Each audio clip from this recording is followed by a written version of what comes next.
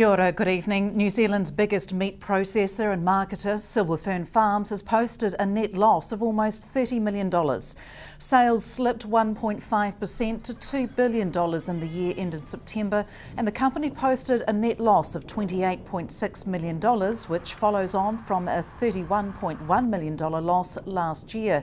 The company is blaming the last 2 years' losses on a volatile trading phase that left meat companies with large stocks and lower demand due to high pricing of lamb and sheep meat. The farmer-owned cooperative has extended its banking facilities but says the business remains in good heart. Chairman Ion Garden says the company's equity position of 39% remains healthy and the business platform is sound and competitive. MP for Invercargill Eric Roy is dismissive of claims the sale of government shares in Air New Zealand will result in any cutback of services to the region.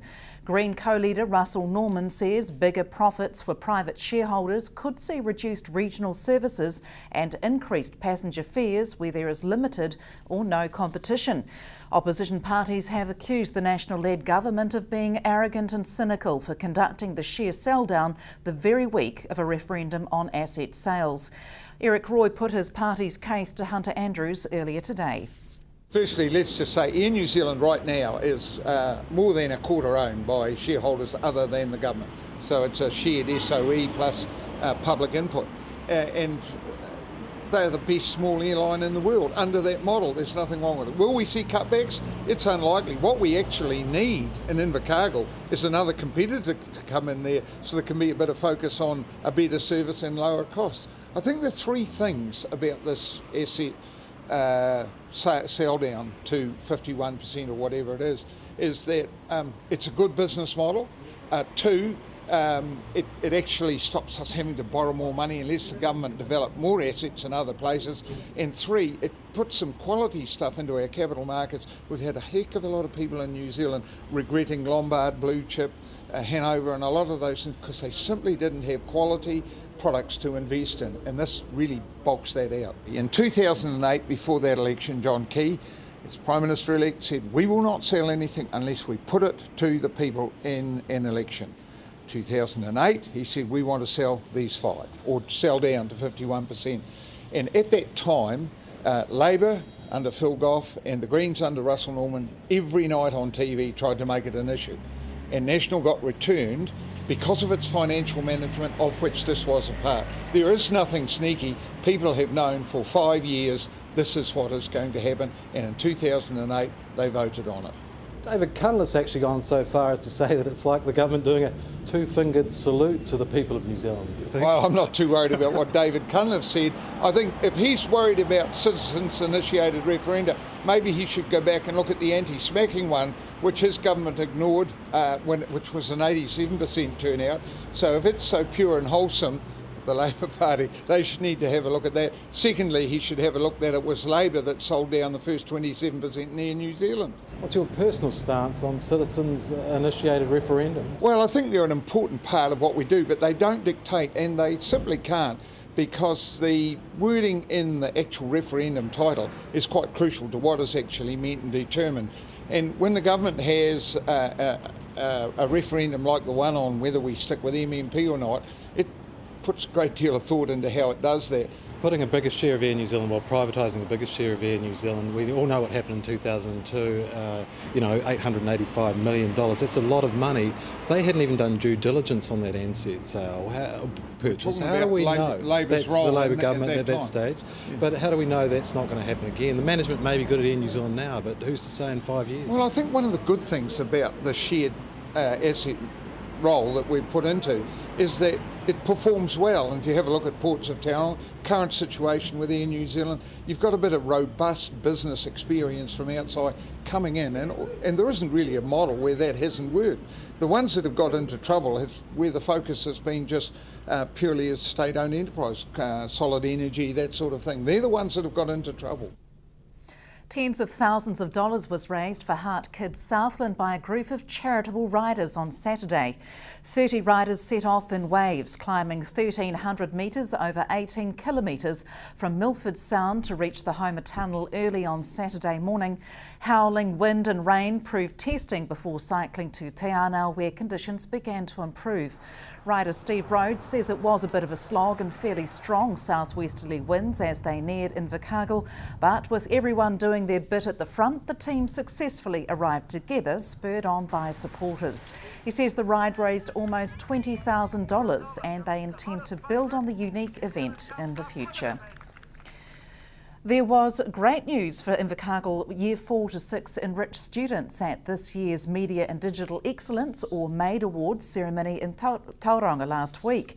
Year 6 student Wilson Ludlow's documentary on the Marmite shortage won first prize, and a group effort by Samantha Faherty, Bronwyn Booton, Connor Henderson and Alex Lewis won third with a documentary titled One Bite at a Time about the Seriously Good Chocolate Company.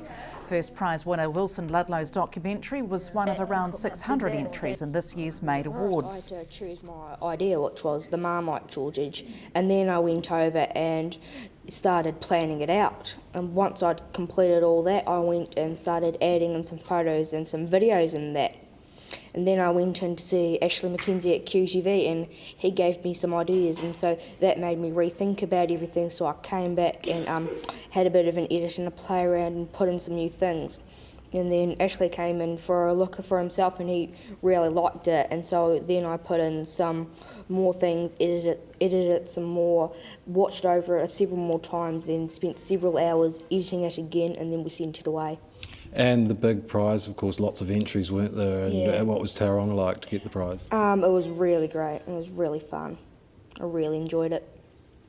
And people can visit your website, the MADE website, and have a look for themselves, Yes. can't they? Yeah, you can decide if you like it or not. Stay with us after the break. More from the weekend and commemorating Southland's contribution to the Great War.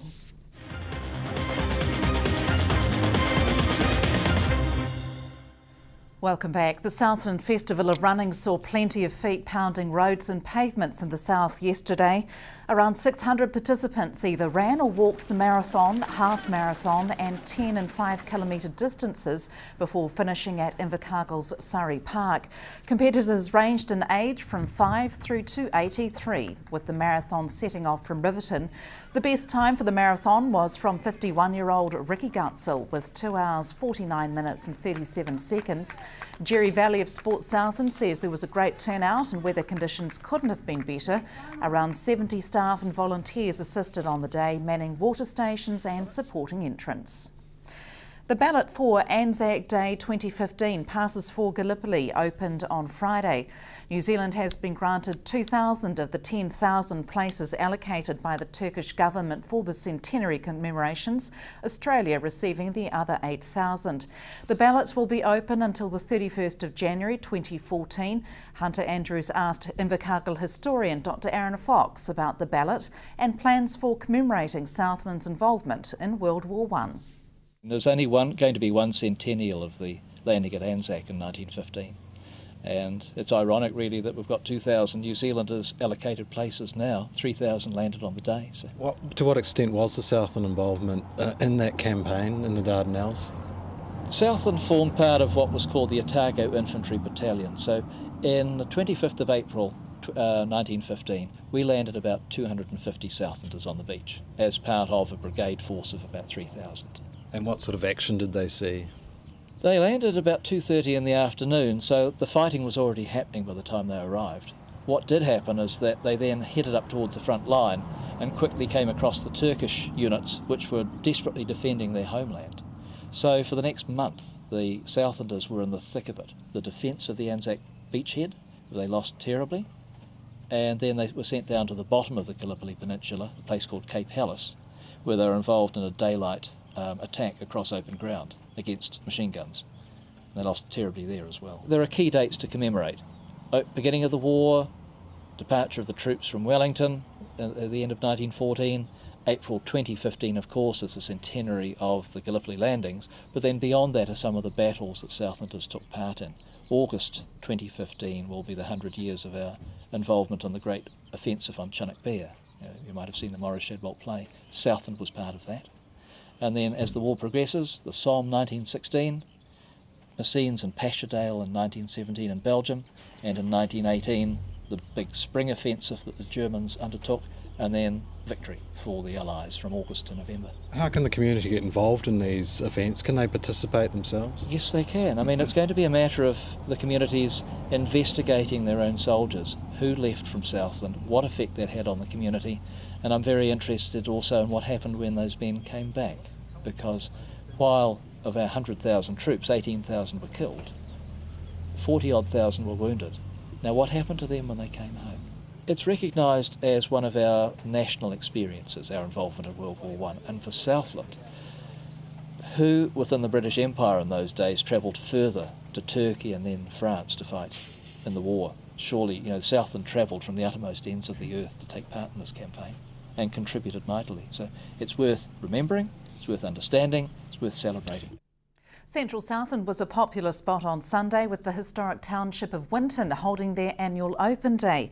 Live music provided a festive backdrop for the day's entertainment, with crowds of people flocking to the town for their annual Open Day.